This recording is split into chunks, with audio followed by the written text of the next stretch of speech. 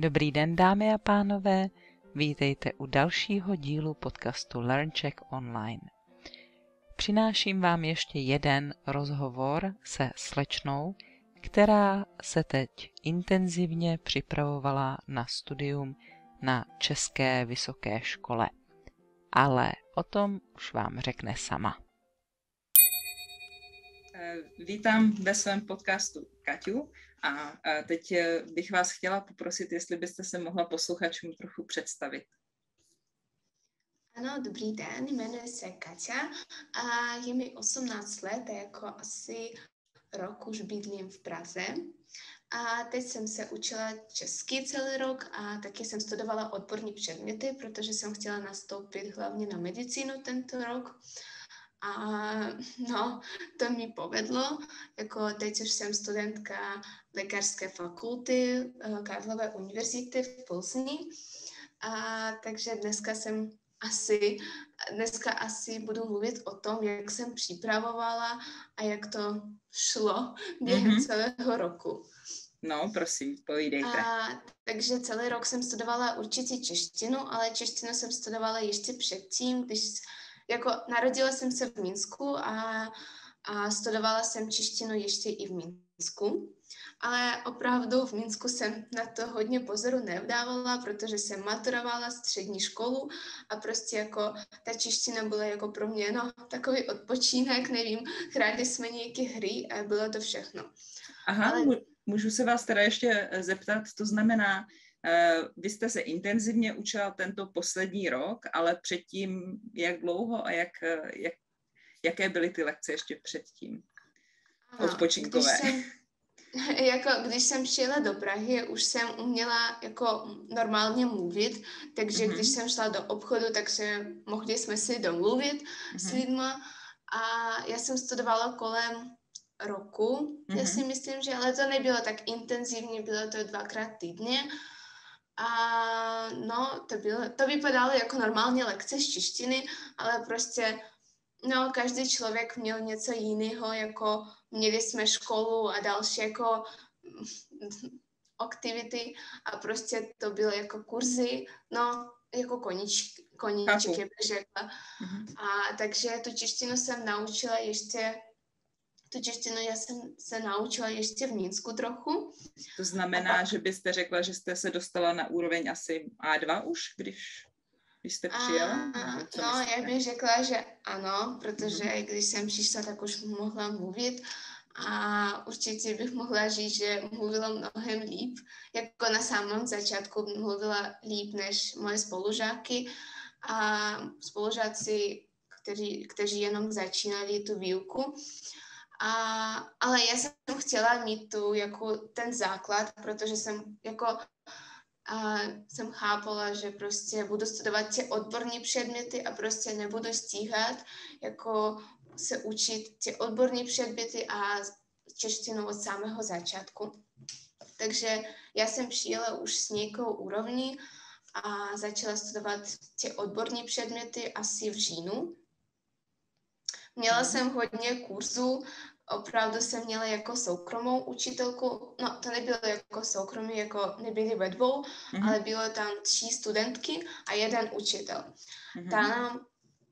Ta učila nás v ruštině, takže hlavně jsme jako učili tu teorie a co by nám pomohla jako během těch přijímacích zkoušek. A pardon, teď mluvíte o čem?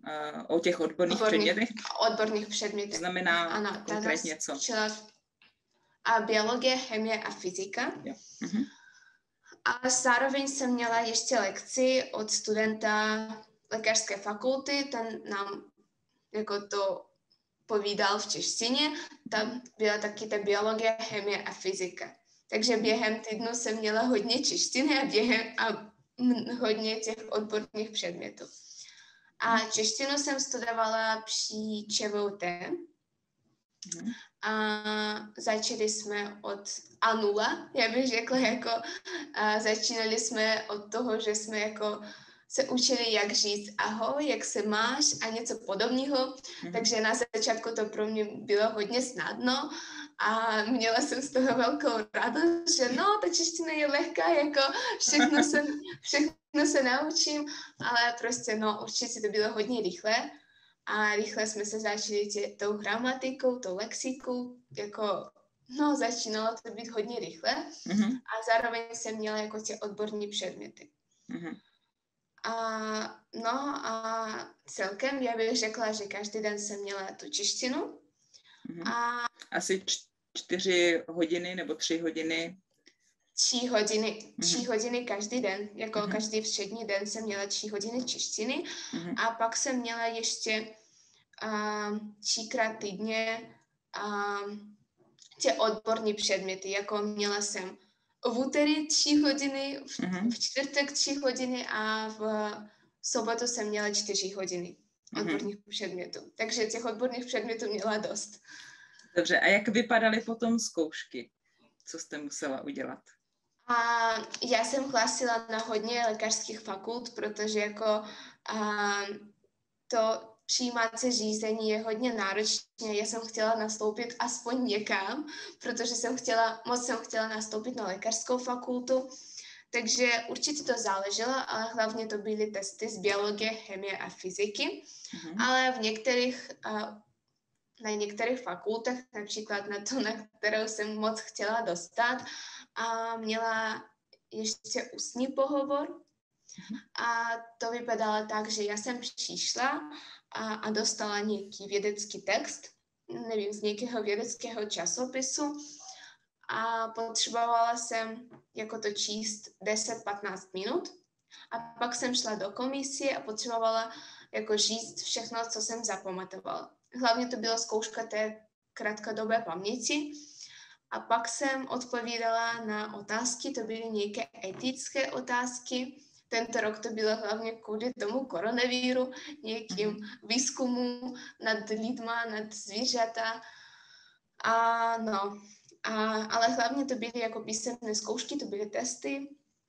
Na jedné fakultě jsem měla test o všeobecných předpokladů, potřebovala jsem jako udělat nějaké grafy, jako tu analýzu, nějaká matematika, nevím, ty obrázky, potřebovala jsem najít, co není jako normálně na těch obrázkách. Ale já jsem nastoupila na fakultu, konečně to byla jako poslední zkoušku jsem měla na fakultě, na kterou jsem nastoupila a já jsem dostala jako ten doklad, že no, jste přijeta, ale máte podmínečné přijetí, protože ještě potřebujete udělat zkoušku z C1. A to bylo jako pro mě nejhorší, protože na začátku jsem plánovala, že prostě nastoupím na fakultu, kde bude ten ústní pohovor a tam tu C1 nepotřebuji. Ale já jsem nastoupila na fakultu jenom s písemnými zkoušky, takže jsem potřebovala ještě skládat tu C1. A proč jste se nedostala na tu, kde byl ten ústní pohovor? Tam jste nějaký test nenapsala dost dobře, jo? Nestačilo mi 10 bodů, abych tam nastoupila. Jo. A to byla jako fakulta, na kterou... No, to byla fakulta mého snu a opravdu to bylo pro mě jako takový smutek. Zklamání, ale prostě jsem soustředila na další fakulty a pak už jsem dostala na další fakultu. Takže jsem potřebovala skládat tu zkoušku z C1 a určitě jsem měla velký strach z toho, protože já jsem chápala, že když to neudělám, tak prostě celý rok budu dál studovat ty odborní předměty a prostě budu jako mít rok mimo. Jasně, ztratíte 1 rok. Ano, takže... Tak co? Jak jste Kátě rozuměli? Bylo lehčí rozumět Kátě anebo Iře, která se vám zdálo, že mluvila lépe? Každopádně obě dvě se naučili česky dostatečně dobře na to, aby udělali zkoušku B2 nebo dokonce C1. A v příštím dílu našeho podcastu uslyšíte, jak ta zkouška C1 na lékařskou fakultu vypadala.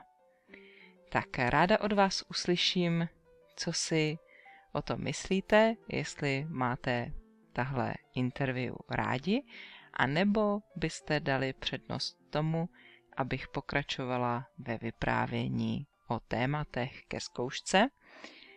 A také budu moc ráda, když se přidáte k mé skupině na Patreonu a podpoříte tvorbu těchto podcastů, ale také se tím způsobem se mnou spojíte a budeme spolu moct komunikovat.